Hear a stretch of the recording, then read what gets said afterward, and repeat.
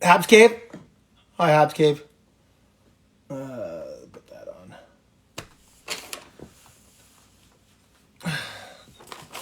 Mrs. Stephanie Cox, hello. I saw you sent this to your son, so your son better be listening as well. Because the guy that is coming on today trains professional athletes of, well, all sports. And going to have some words of wisdom about how to train kids. So at least I'm going to try and pull that out of him. In the meantime, I'm going to be drinking wine.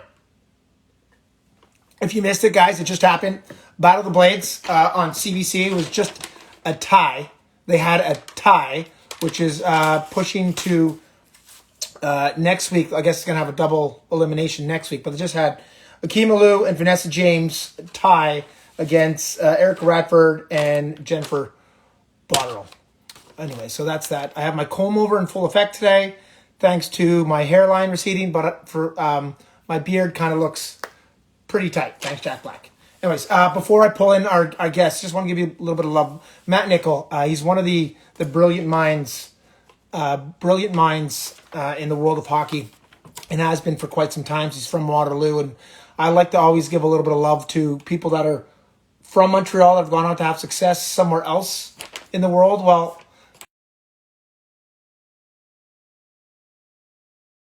Montreal, but he went to McGill.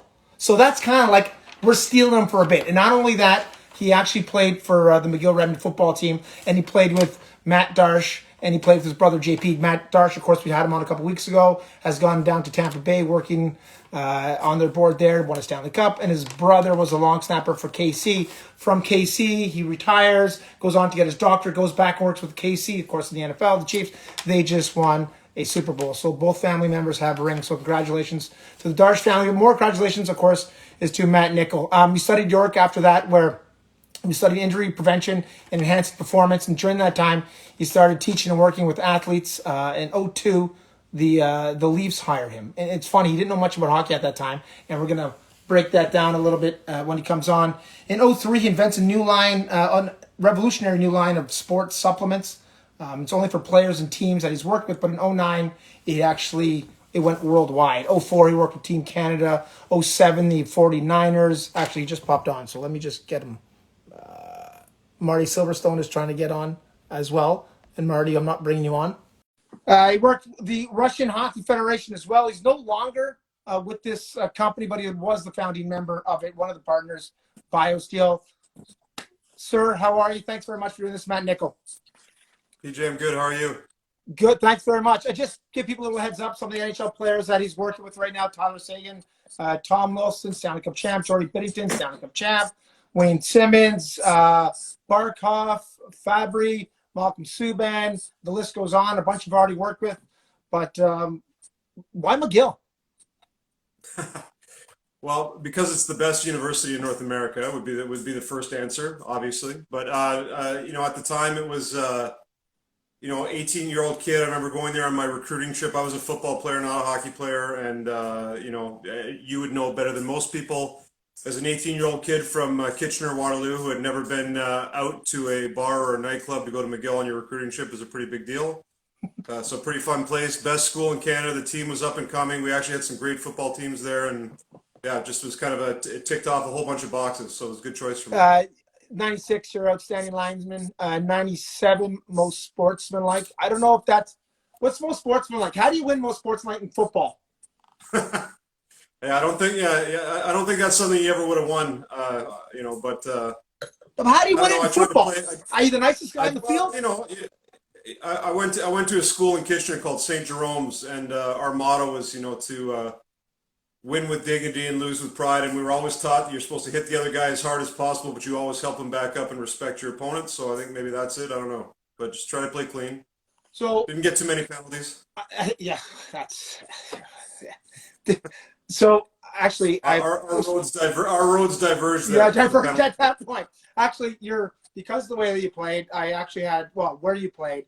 I had a few buddies reach out, and they were telling me that you were always hobbling around, and you always kind of had some kind of injury of some sort. What was your nickname at McGill?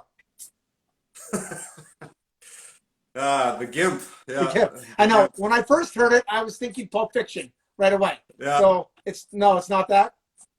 Yeah, it's not that exciting, unfortunately. But no, yeah, that's the thing.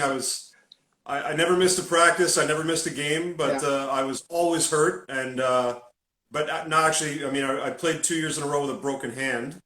But other than that, all the rest of my injuries were from my training. I just, I was a typical old school meathead. Right. Just try to get as huge as you can, lift as much as you can, and hopefully I've learned a little bit along the way. I'll ask you a couple questions about Montreal before we keep going. But you mentioned the broken hand. And I was just watching the other night. I forget whose hand was for Tampa Bay was all taped up. But how do you?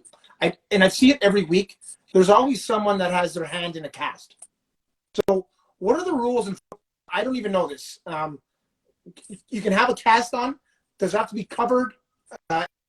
Yeah, What's the actually, you rule? know what? Like, we're from the same vintage, so I kind of felt like I was like Cowboy Bob Orton in the WWF, like that. I remember the first when I broke my hand and I actually broke my wrist, my scaphoid, and I led the conference in sacks that year because I had this unbelievable club. I could just come over the top of anybody with this fiberglass cast that I had. So There was it no was actually my secret weapon. teams ever complain about it. Like, do teams ever complain about it that you're like, can Yeah, that was kind of right around that time in football. They were changing some of the rules, and you weren't supposed to head slap anymore. But that was a pretty good pass move that I used to do. So coming over the top and hitting a guy with a fiberglass cast right to the head was not really popular with the other team. So we had a few guys complain, but if I had a broken wrist, what are you supposed to do? your buddy Matt Darsh, by the way, I put out a question list before. I have a bunch of questions we're going to get to after, and people will have to type in Matt Darsh, Stanley Cup champ for the Tampa Bay Lightning. A lot of people in Montreal remember him playing for the Canadians. I didn't know this, but he was a teammate of yours on the. Can you make fun of Matt's football game just a little bit because he's on it? Just make me feel better. No, you know what, Matty Darsh is a hell of a football player, and he was, and it's funny because I don't think he was, he was a very successful hockey player, but wasn't renowned for his rough, tough, bruising style. But I think in football, he was a very, very cerebral player, very smart. Unlike me, I wasn't very smart. I just kind of like to run fast and smash into people. Matty always knew he was able to kind of read the offense. His brother JP, played 10 years in the NFL. Was an NFL captain, played in a Super Bowl. So he had maybe a little bit more of the physicality that Matt didn't have as much of, but they were both incredibly smart. I mean, look at them now. They're both super successful. Doctor of the Chiefs, Stanley Cup champion, with the management team there. So, but on the field, you could see he was able to read the offense. And like his brother JP, it was almost like they knew they were one step ahead of the offense. They knew exactly what they were going to do before they did it. It was Where'd very you impressive. live in Montreal? Oh man, I lived. My first year, I lived in Douglas Hall in the residence right behind the stadium. But then I lived Prince Arthur and Desrochers, Hutchison and Milton, like all in the ghetto the whole time, right by the stadium. Yeah, my Wi-Fi here is Just a little. the greatest place in the world. Yeah, my Wi-Fi is a little wobbly, so sorry, folks. Hot dog, how do you have it? Steamed or toasted? Oh, steam. Poutine. Sure. Poutine. Favorite? Do you have a different way of having a poutine besides? I love Italian poutine. Anything? No. Just straight basic Alto's poutine. That's it. Basic, straight up. Altos. No green peas, no smoked meat, none of that stuff. Nothing. So, how much is diet for what you do? How much is diet for what the players? Because you started the supplement line back I think I said it was 03, and obviously it's we're kind of the same age. Growing up, we didn't really have as much as that, and now it is kind of a player's life. But how much is it to a player today? It's huge, and then although I would say that, when I've started in this business 22 years ago now, I think if you told a guy to eat more protein and maybe don't get drunk, 3 nights a week, try to cut it back to 2, that was like cutting edge and revolutionary. But I think now the kids now they have a better basic understanding. So I think that it's super, super important. But if you're asking how much I do, I've kind of come almost full circle. And if when I was in college, I was obsessed about eating enough food. I was always trying to gain weight. That was my struggle. I just wanted to gain weight as much as I could. Now I'm in the exact opposite problem in my life, trying to make sure I don't gain any more weight. But then I think early on in the business, I was obsessed about nutrition. obsessive. And I think I was neurotic, and I made a lot of my clients neurotic, and we were worried about how many grams of this and that and which supplement for this, that. I've kind of come around to maybe a bit more of a normal, healthy place now where, I don't want guys to eat junk. I want them to eat good quality food, eat enough of it, but in a more sensible way. So I think we're more about food quality now, less about the food quantity, not measuring grams of this or that. So you're saying you're a little strong on when you first started about the food intake. How'd you convince athletes to go with you? Like, you have this thought process. I think you were in York, right? You were studying at York when you first started with the athletes, if I'm correct. So Yeah, you have a different thought process, which of course was way above everybody for the time. But how were you able to convince an athlete or anyone pretty much to be like, hey, I don't really have any clients right now, come work with me? Well, I would say originally when I started, I was working just with football players, and there was actually a group of guys at McGill that we all used to train together. And I used to go home in the summers, and I would train with a powerlifting club, and I would sprint with a track and field team, and I always did pretty well on our testing, bench, squat, 40, all that kind of good stuff. So a few of these guys, I would just sort of regurgitate these programs that I've been doing, and then I would try to read a little bit more about it and get better. But a few of these guys, when I didn't make it any further than university. I tried my best, but I guess it just wasn't good enough. But a few of the guys went on and played, like JP. We played in the NFL. We had another one of my teammates who's still a great friend, Randy Chevrier. He went on and played in the NFL as well and had a long, long career after that in the CFL. But for a lot of those guys, I kept writing the programs for them, not because I thought it would be a job or a career. I didn't know there was such a thing as being a strength coach. I was teaching at Selwyn House, actually. That was my first job out of university. Oh yeah, Selwyn House. And, yeah, Nice. yeah, and so I would do my lesson plans, and then when I was done doing my stuff for school for the next day, I would write my workouts for the guys after that, just for fun. I just thought it was cool that I could sort of live vicariously through these guys that made it and I didn't, and that was cool. I could watch them play.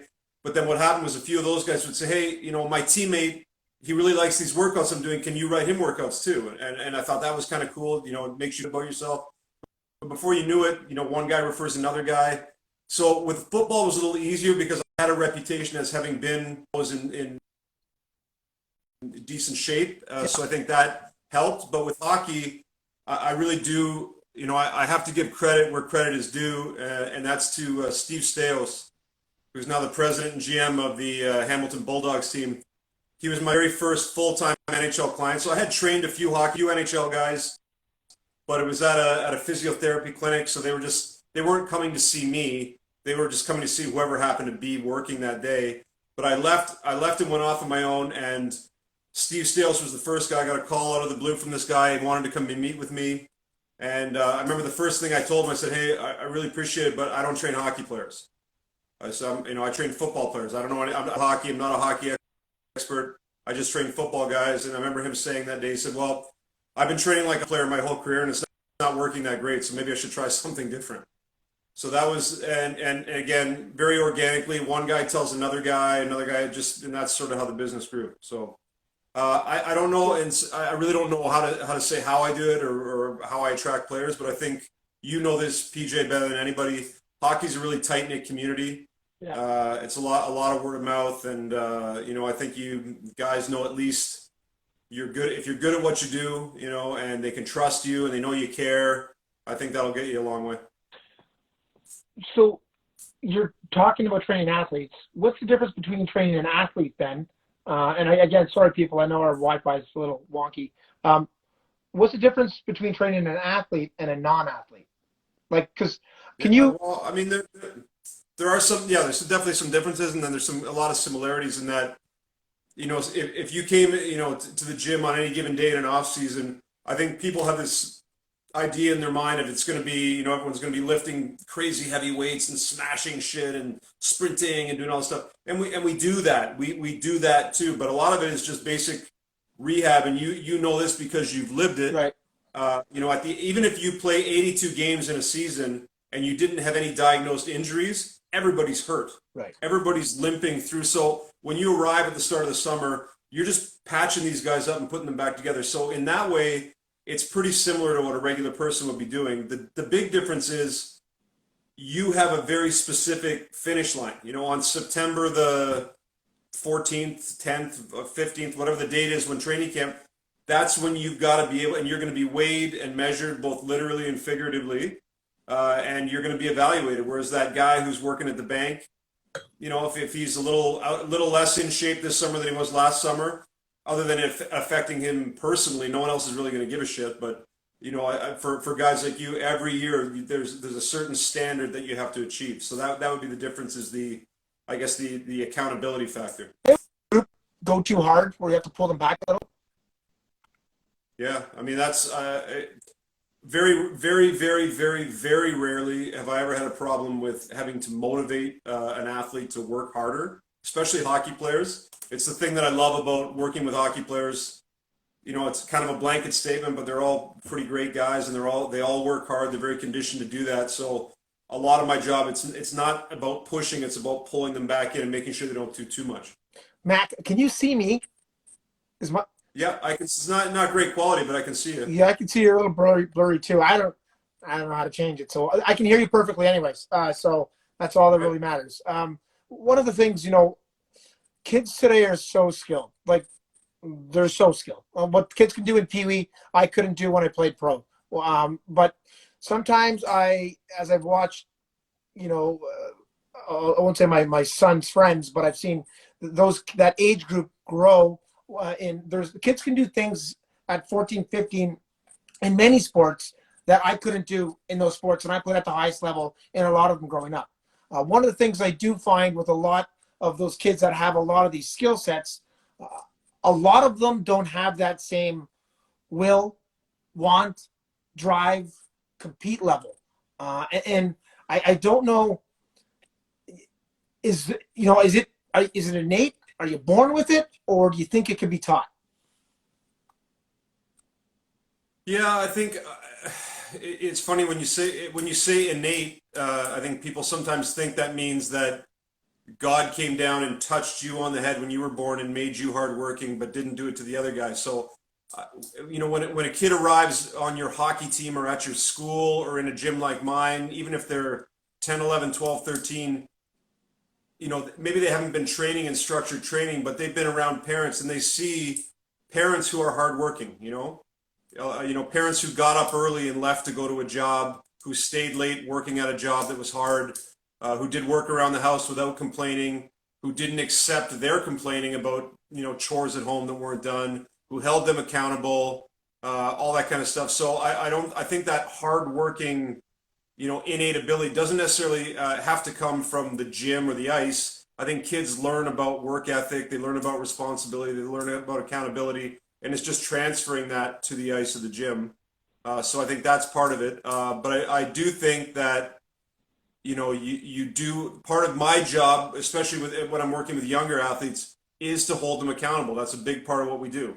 And there is some pushing and motivating with the younger athletes, but what we do is we let them not understand what the standard is, and we make them accountable. We understand that we have some rules that you got to follow. You've got to be punctual. You've got to behave a certain way. You got to act respectfully to other people. That has nothing to do with bench presses or cleans or how many reps of this or that. That's just a part of how we feel you should conduct yourself. But then within the gym, we have standards of what we would deem to be, acceptable performances or outstanding performances. And we let guys know that's the one thing that's kind of maybe not in tune with the messaging that kids are getting in school these days, where everybody's a winner, everyone gets a ribbon, and you're all, Right. it's just about being the best you can be. Some of that is good. I mean, I think it is just about trying the best that you can. I believe in that. But at the end of the day, if your goal is to be a hockey player at the next level, whatever that next level is, if that's university or professional or just making a high school team, there are going to be cuts. Kids are going to get picked. Other kids won't. There's going to be a standard that you've got to meet, and it doesn't mean that I don't love a kid any less if he's the slowest kid on the sprint. I still care about him, but I'm going to let him know that he was the slowest. And if a kid is the fastest kid and he's not behaving appropriately, I'll let him know about that too. So, I think we got to give kids a little more credit. Like, if you're the tallest kid in class or the shortest kid in class, you know. It doesn't matter if the teacher tells you that you're all the same height. You know if you're short or tall. You don't need to rub a kid's nose in it, but you also have to let them know that here's the standard and here's where you're at. So if you want to make it, or if you want to get better, we got to raise the bar a little. I was the short kid. So let's just go with that. Is there? So it's. I love that what you just said, and it's so true. By the way, I love girls hockey. I love it. I have 3 daughters that play. It's amazing. I'm so happy the levels that have been brought up. But there's AAA, AA, and A. Like there's no more B anymore. It's like everyone's A or A.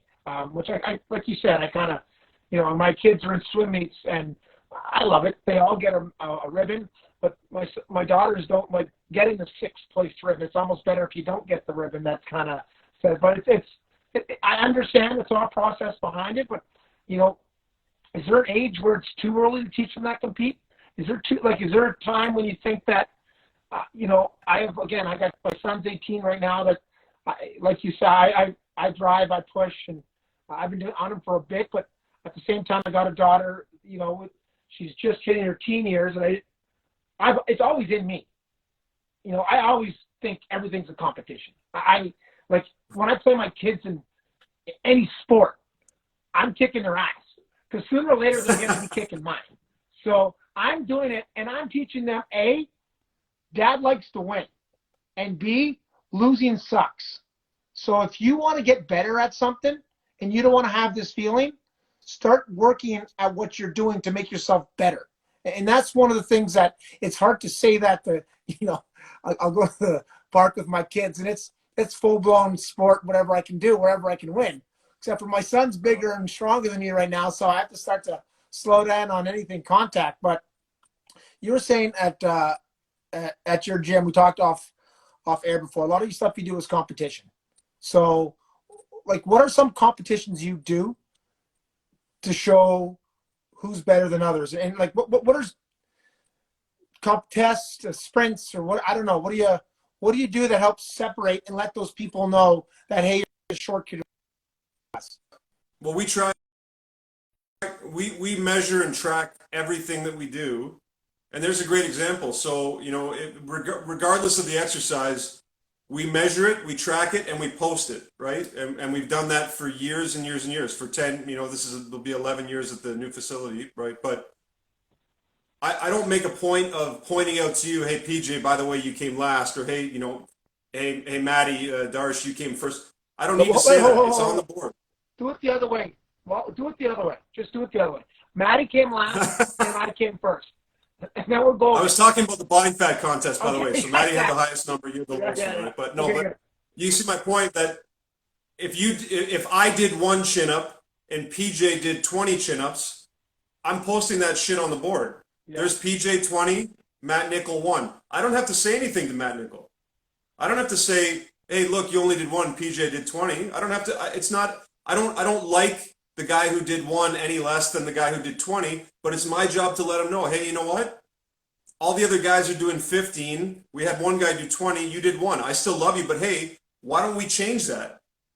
How about we work on that? Does that seem weird to you? Like all the other guys have a higher number. Is there a reason for that? Like, is there something? And I always start with me as the coach. I say, you know what? What can I do better? Because I'm coaching all these guys, and that's something that I'm sure you experienced this when you're playing in the NHL. A guy would, either fail the VO2 or have the body fat that was too high, and all of a sudden it's, he's a lazy shit. It's like, how do I point fingers? It's like, I'm coaching all these guys. So if your performance sucks, that's on me first. I have to make sure I got to rule myself out. Like, am I missing something? Is there some reason why this guy can't do that exercise? And then if we clear all that up and the answer is, well, he just doesn't work very hard. Okay, well, that's my job to let him know where he stands. That's so we have some things where we'll actually declare this is a contest today, but without even declaring it a contest, everybody knows every day. There's the workout that was on the board. There's what you did. There's what PJ did. There's what Skillsy did. There's what Maddie did. You draw your own conclusion from that. Are you happy with that? Are you okay with that? That's up to you. Great name you just brought up. Skillsy is a nickname for a name. Hal Gill. Matt worked with him in Toronto. I played with him for a few years in Boston, one of the great human beings in the National Hockey League. But he actually played for the Montreal Canadiens, for those that would remember Stanley Cup with the Pittsburgh Penguins. But he's about 9 feet tall and he has fast feet, but with his legs being so long, it's not as well. I just want to get this on tape. Give me something that skills he struggled with, just so that I can clip it and send it to him. Because he was a big high school quarterback. He was great at a lot of sports. Oh yeah, he reminds me of that. He reminds me of that all the time. Yeah, all the time. Go ahead. Now, just put something on a TV. Could have gone anywhere. Could have gone anywhere. Scholarship offers everywhere. Just he would have been Tom Brady, but just didn't want to be. Yeah, but he reminds me of that all the time. Yeah. Any players? So now you're trying to train guys, but we'll get to the whole crazy world. But anyone?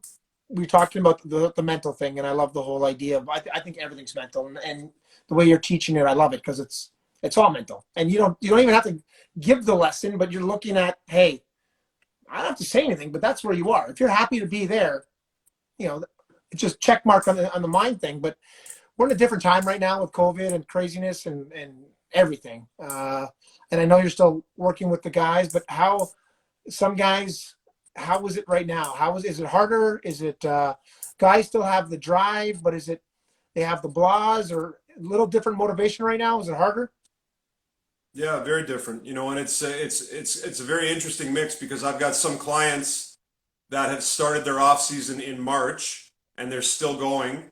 And who knows when it's going to be end? Is it going to be January? Is it going to be February?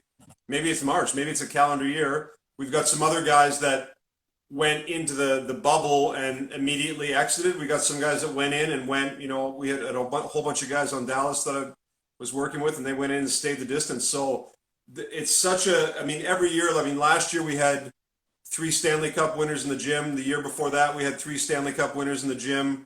So you've got a guy that starts his off season in April and other guys that are rolling into the gym in July. So there is always some disparity every summer. But this year it's all over the map. And I think that's part of the problem is the finish line keeps moving. I can tell you in August, I was planning for December 1, all these guys would be and they'd be back with their teams. So that's obviously not going to happen. So we've had to kind of throttle down and pull back and I have seen a change in guys in that and struggling a little bit with the social aspect. Right. Guys that are being responsible and that are not going out, not mixing it up and parties. So that's hard for young guys. It's and no one's going to feel sorry for pro athletes. I get it. That's okay. But they're still human beings, and I know that they're struggling just like anyone. They're struggling with not seeing their buddies or not seeing some of their family members or loved ones. And some guys are now, without a contract. We got some other guys that are maybe at the tail end of their career, and the economies of the game are looking radically different than they were a year or two ago, and that's messing some guys up. So yeah, everyone's a little on edge, and we just got to be mindful of that. I love what you just said. Also, everyone thinks because you make a little bit more money, you have no feelings. Exactly. You're a professional athlete. Oh, he can deal with it. It doesn't matter. It's just it doesn't matter. You can say whatever you want to them. They're just robots. So this is like a 4-part question that I'm going to get into, but it's hard right now to do what you're doing because everything's, gyms are closing everywhere. I think they're in Ontario. Are they closed right now? Is that what's going on? Because everything's different. So I don't know what's going on. But now all of a sudden now we've got code orange and code red and yellow and I don't. Then phase 2, phase 1. I don't really know, to be honest. How do you see gyms coming back? How do you see them coming back and just what do you think? How's this going to survive? Like all my buddies, we're all gym people. We're all in our garages kind of right now. But do you have any idea how you think this would be coming or moving forward? Yeah, I think, and I'm the eternal optimist. I get that from my mom was that person. I always try to find the positive, and I think that for a lot of myself included, and this is it's embarrassing to say, but I remember back in March going down into my basement and thinking, the hell am I going to do? I got to do a workout, but I don't know what to like. Right. I'm not that guy who goes to the park and puts his feet up on the bench and then grabs the garbage can and does a chin up off the monkey bar. That's not me. I've been a go to the gym guy, do it everything's very scientific. So I think it's great for me to say, you know what, you're supposed to be an expert. How the hell can you not find a way to do this? And there's a mentor of mine who had a quote, when I first started in this business, said, if you really know what you're doing, you should be able to rehabilitate any athlete in an empty room with no equipment whatsoever, just your imagination and effort. So I think for some people, it's forced them to kind of get back to basics and maybe explore some different areas of training, styles of training. I think that's great. However, back to your question is that I don't know, the traditional gyms as we know them, a lot of them, I don't want to say that whole industry is dead, but a lot of them are going to die off. I think that in the last few years, group fitness has really taken off. This, Orange Theories and F45s and Barry's Boot Camp and all this kind of stuff. I think a lot of that is going to be very, very difficult to do in this environment. And I think the thing that's tough is that when you say a gym, what is a gym? A gym is a room with a bunch of weights, heavy metal things and bars and dumbbells. And that to me isn't a gym. A gym is the place where I go, I see for most of my life, it was my teammates, or my coworkers, and we're pushing each other and there's camaraderie. And, maybe for some people, speaking for myself personally, I don't have a very, lively social life. So the gym for me in my life now, a lot of times is the time I can go for an hour and a half on the weekend with a buddy of mine. And we talk about life. We talk about politics. We joke, we laugh, we push each other. Do you really talk about politics? Accomplishment. I don't get that in my basement by myself, So I think that's the social aspect of the gym. It's really sad that might not be around. But I think people are always going to. I don't know. Maybe my head's in the clouds, but I believe that we're going to return to some type of normalcy. I don't know if it's 2 months from now or 2 years from now, but it will happen. I believe. Do you guys really go talk about politics? That's the scary. You know what? When you're at the airport, there's a 24-hour gym out by the airport in Toronto, and I thought about this during COVID. There's a big sign that says, "Do not spit in the fountain." So now you can kind of gauge the level of population of the guys there. But I love it because you can be in there at 4 o'clock in the morning. It's like the shift workers and the strippers, and I don't know who else would work up besides me at 4 in the morning. And these guys will break it down. They'll tell you exactly what the Leafs should do, exactly what Donald Trump should do, exactly what everybody else should do. I get a lot of education there at the gym at 4 in the morning for sure. So following up on the gyms not opening, question from Lake House 14. I wrote a few of them down here. I got a few. Actually, I'll go to the questions in a sec. But if you have we recommend a piece of equipment to someone to have at home because we can't have the gym. What would you recommend? You know what? I think if you have dumbbells at home, you can do anything. You can like for me, I don't know, like if I had a skipping rope and I had some dumbbells and then maybe had a medicine ball, you can get it all done. You're probably not gonna qualify for the Olympics in weightlifting or win a powerlifting contest that way, but you can certainly stay in great shape. I think. Again, a lot of it has to do with your own imagination and creativity. If you got some bands and you got some dumbbells, I think you can do it. Teresa, and I'll throw some questions. I was going to ask these after, but how do you get cardio without a treadmill or a spin bike? Oh man, I don't know. I've been doing this. I've been working with professional athletes for 22 years. I've never used it. We've had treadmills from time to time that we use periodically. It's not a part of my training for sure. Anything you do can be cardio just by manipulating the rest time. Any exercise you do by shortening your rest time, or what I do is I try to stay in relatively poor shape all the time so that everything I do is pretty good cardio. So it makes it way more efficient for me. So I don't when you get in really good shape, then it's problematic because you got to do complicated programs. So okay, again, so Peter. My life is cardio. Yeah. Yeah. I can't even read my own writing, so I'm sorry, Peter, if I'm reading your last name wrong. But Peter Exawa, he wants to know if cardio will kill his gains.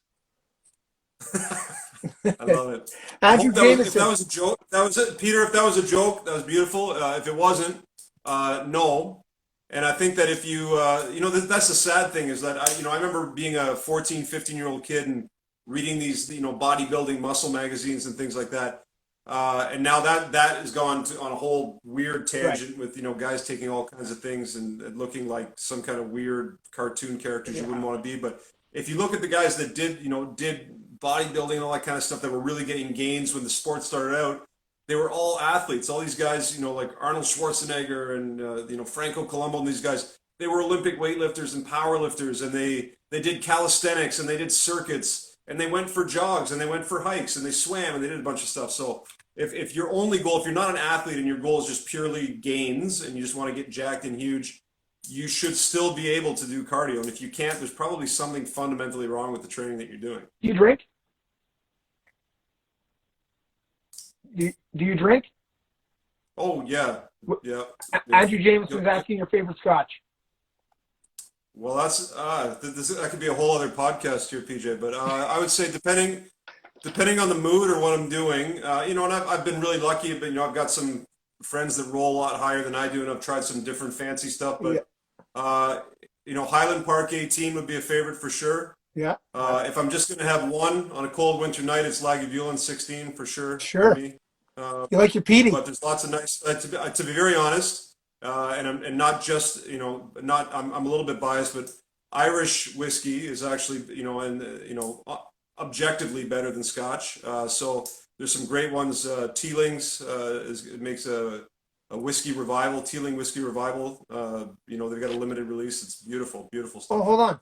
Okay, the Teeling. You like the Teeling? Teeling, yeah. Middleton, very rare, is like that's my special once in a while treat. But Teeling revival. I'll send you that to you after. Teeling revival. I just wrote it down.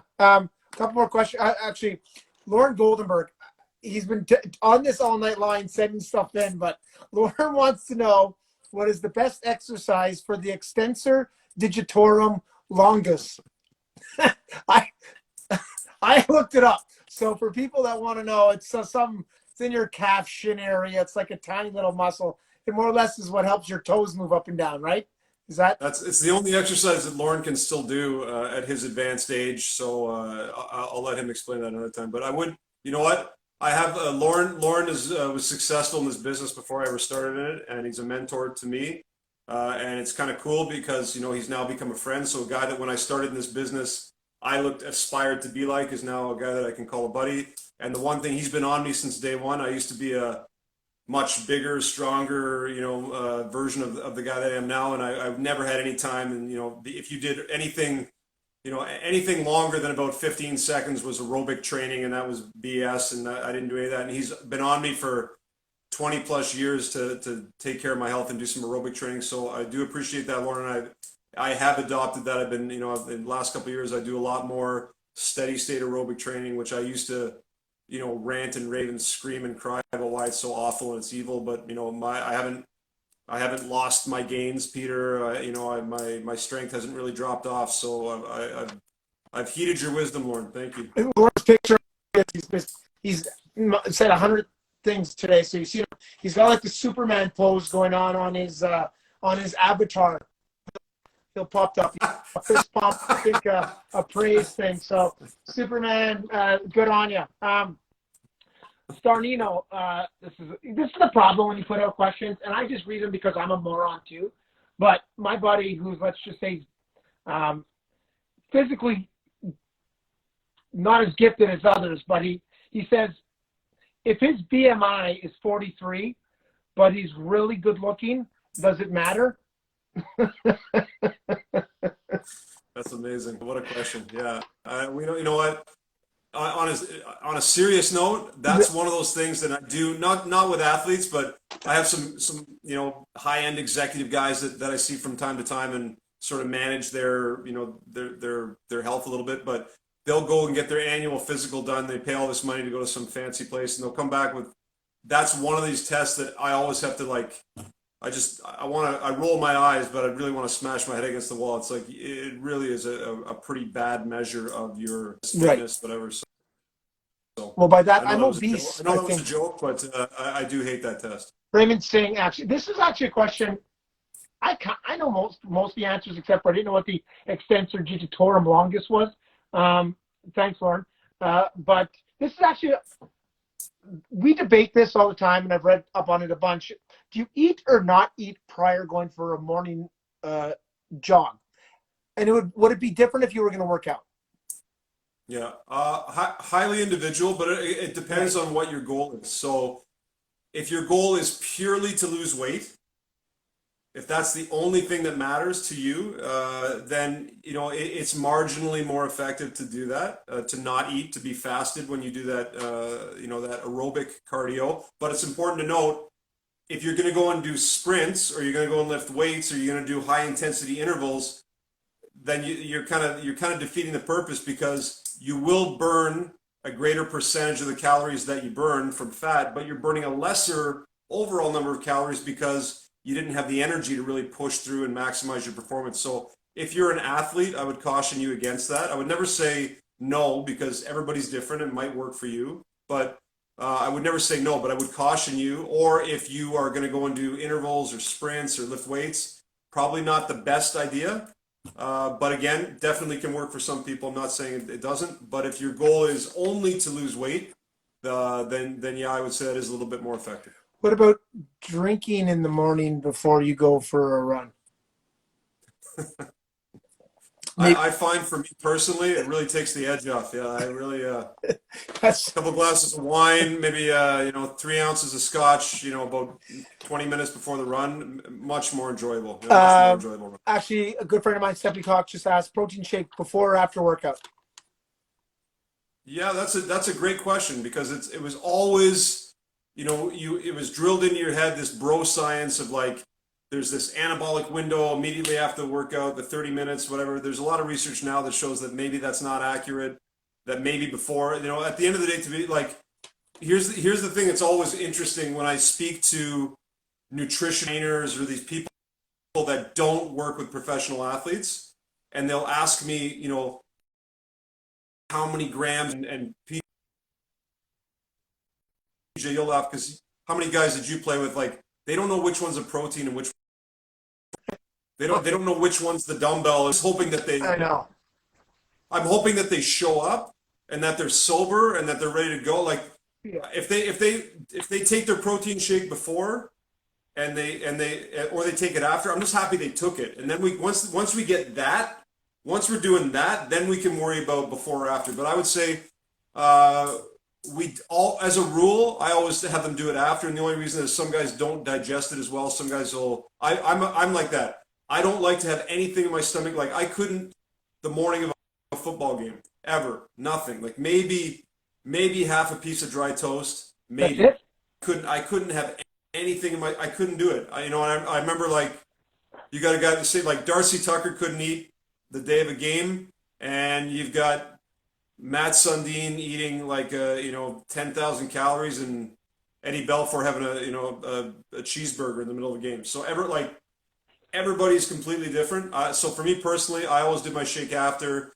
There's some research which show that's a little more effective. So I believe it was Stephanie, but I still, the traditional within 45 minutes of your workout, I still stick to that. It's just an easy rule of thumb.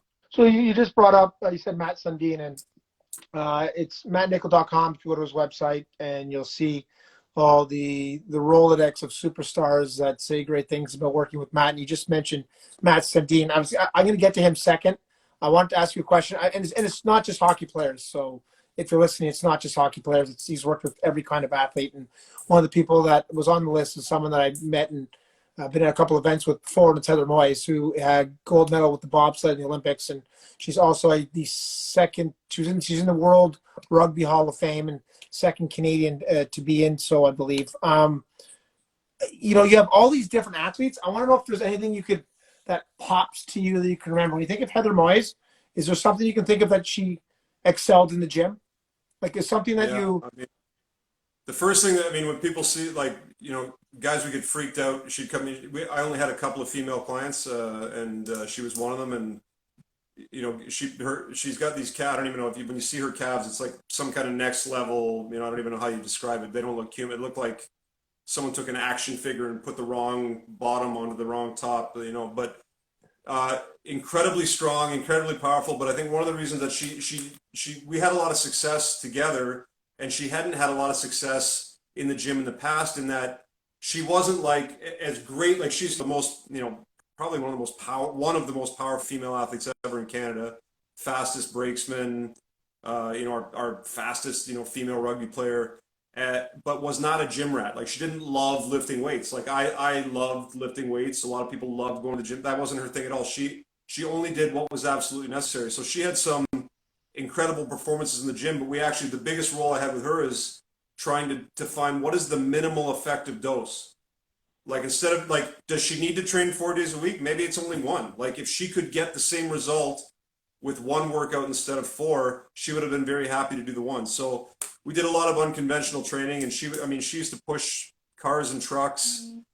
She would do, there's some, I'm sure it wouldn't be hard to find videos on her online doing, quarter squats from the rack with comparable weights to any of my NHL and some of my NFL clients. Like crazy strong, crazy strong. Someone just asked Marcus Rosenberg, who's the strongest NHLer, but you work with. But we'll get to that in a second. Matt Sundin, what popped about Matt besides the 10,000 calories? Unbelievable work ethic, and it's crazy because that team my first year working in the NHL, we had so many guys like Gary Roberts. There you go, like that name is now synonymous with health and fitness, whatever.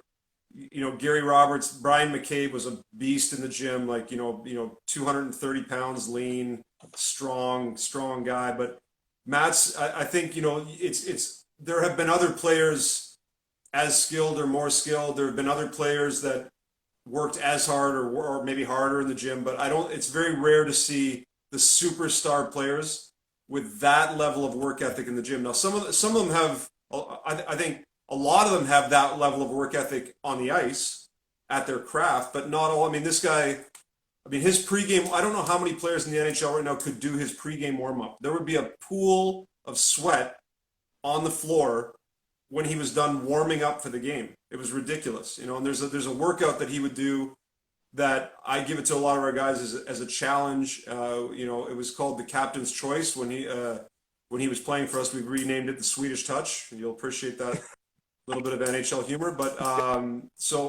that was like a general conditioning workout for him. I don't know if 10% of the guys in the NHL could do that now. It was incredibly fit, worked incredibly hard, and I think the thing that you don't realize until you spent time with him in a gym is that he didn't have big, huge pecs or bulging biceps, but he was 6'4", 245 pounds, huge back, huge ass, and like built for skating, built for power skating. Well, a guy that you work with all the time, and when he's on, man, he's one of my favorite hockey players in the National Hockey League. Brought his team, one of the players that helped bring his team to the Stanley Cup final this year. Lost, won a cup in Boston when he started, and he's another guy that is super powerful, but just doesn't look that way as Tyler Seguin. Yep, I think that's the thing is that he there's an image there, and part of it is something he cultivates, but part of it is just a creation of people's imagination. But he's a good-looking kid. He's got the tattoos. He looks like he lives that lifestyle, but he's never missed a workout. Anytime I can still remember him having to travel to go to the ESPY Awards and wanting to come in and do a workout at 4 o'clock in the morning in the gym, so he didn't miss. This guy still, the summer after signing his big ticket deal, he's out there shooting pucks on his own until his hands are bleeding. He can do chin-ups with 100 pounds strapped to his waist. That's the part that people don't see that stuff. They don't see, like, he's got an incredible work ethic. He doesn't obsess about it, he doesn't, he maybe doesn't talk about it. It's not his life. It's something that he does to get better at his sport, but extremely dedicated. And, he almost became sort of the de facto strength coach for the Dallas Stars during the quarantine period. Rallying guys together, getting them to get to work out together, which is, as a coach, that's the dream moment. Like when you see, one of the guys that you coach taking leadership role and, investing in their teammates, that's really cool. One guy, the name is, for a lot of us, someone that's going to pop a ton in the gym, but you brought him up I was trying to as a question before from Marcus Rosenberg. I hope I'm saying he was on the line before, but, who's someone that kind of just, we said Heather had the cast and she can train, Tyler has, can do the pull-ups 100, but who's someone in the gym that just pops for you for a lot of it? And you said it was Malcolm Subban. Yeah, you know what? But I think that he's a guy, like, I don't think people realize, and sadly, I don't think he realizes how incredible of an, like, this guy is a crazy athlete. And he doesn't, like, he doesn't have record performances in the gym because we don't do that. Not because he can't, because he's a goalie and that's not really what he needs. So we don't do that. But he's a guy, like, if you gave me a year, I'll get, you give me a year and you give me a tryout, I'll get that guy on an NFL roster, Oh, really? Like that, this guy, like I'm sure if he had 4 years to do it, he could qualify for some event at the Olympics. I don't know what it would be, but it would be something. And every once, like, if I posted some of the stuff, I'm still trying to embrace this social media stuff, but other guys might lift, like you might have a video of a guy lifting a heavier weight than some other guy in the gym, and that's kind of cool. And it used to be cool for me, but this guy will do crazy, like just in the middle of a track workout, guys are resting, having a drink, and he just rips off a backflip, like he'll do a handspring, like, he's got this little skipping routine where he's, I mean, I can't even describe it. I'll have to post that someday, but Post it. just Get on crazy, and so humble and quiet about it that I don't know if he realizes how good he is. Again, internet's. I'm at my cottage. I'm so stupid. My internet sucks. Your Videotron bill. Come on. Oh, I'm not working with the gazillionaires like you are. I'm sitting here at a quiet cottage with a glass of wine. And actually, your buddy Lauren was asking scotch before or after the Insta Live. And normally it's during, sometimes before. Tonight it will be after. We'll let you go on this because the internet's wonky and we got to get going. But Christmas is around the corner. 3 things that you'd recommend about anything to do over the next little while. Donks is telling me to get a booster. Thanks, Donks. Thanks, buddy. Yeah, I know I need a booster. It's been fine all night. Like, I watched all the Blades just before. Anyways. Shout out Paul Donkersley, also one of the best athletes I've ever met in my life, who didn't realize it. Humble, quiet guy. Oh, I got to. Oh, yeah, we can get. He's the one that sold you out on the gift thing. So now I'm getting. And I don't know if we're fading out. We losing you there, Matt? Is that dial-up, PJ? You got dial-up there? I don't know what kind of system you running on? I see myself. I'm perfect. I keep thinking that it's you because I haven't seen your face for the entire time. So it's been like blank. And I don't know what you're seeing on me, but I don't know. Anyways, internet is almost done. Last quick thing. Okay, how about this? I'll just do this quick before I let you go. Is something over the holidays, let me guess. Give me an exercise or 2 exercises to marry to do for whatever over the holidays. Just, I don't know, burpees and pull-ups or I don't know. Give me something. 2 things to help me lose my gut. You know what? Bridging or planking, like side bridge or a side plank, that's one thing I think as guys we don't do enough of. We do, we like to push stuff and throw stuff and run and jump and smash things, but core stability work like that is great. It's going to let you get more out of it. And I think if you combine that with, one thing I did during quarantine, it sounds kind of lame, but like I got back into doing jumping jacks and like skipping and all this shit that I did when I was in elementary school. But by cutting the rest times and doing a lot of that stuff, split squat jumps, jumping jacks, stuff you can do in your backyard, stuff you can do in your basement. I actually improved my fitness a little bit during the quarantine time, which is kind of crazy. Everyone says it's my internet. I don't know how I'm getting texts on my iPad over here. I got people telling me, how do you guys know it's not his internet? How do you guys know it's not Matt's internet? It could be Hunt Jason is saying do some squats and planks. Thanks. How many steps? How about this? How many steps a day should I have? I'm at 96. Oh, you're not that. I'm not that guy. I'm not that guy. No, I don't know. A lot. Have a lot of steps. I don't know. Like, what's a lot? 10,000. Is 10,000 seems like this number you're supposed to say for everything. So 10,000 is that good? I don't know. A lot. Okay, good. I have a lot of steps. I got 9,611. I'm getting close. I'll walk with my scotch in hand after this. Hey, thanks for doing this. Sorry, my Wi-Fi sucks. I'm gonna just. That's okay. But congrats on everything. It's and check them out, mattnichol.com. The stuff's awesome. Keep putting the stuff up. Put the stuff up on Instagram as well. Like everyone. Yeah, I gotta get better. You know what? I'm talking to you on my BlackBerry right now, and you can appreciate this.